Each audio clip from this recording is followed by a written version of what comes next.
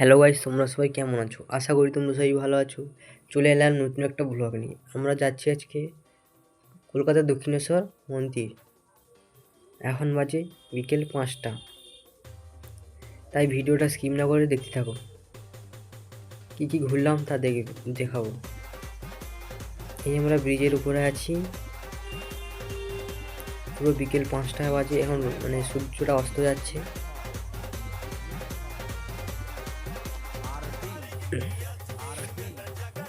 দক্ষিণেশ্বর মন্দিরের কাছাকাছি চলে এসেছি, মানে বাইরে, মন্দিরের বাইরে। এখানে একটা কালী মানে দক্ষিণেশ্বর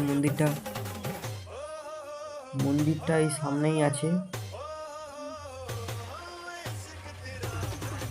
মন্দিরটা দেখাবো, মন্দিরটা দেখাবো এক্ষুনি।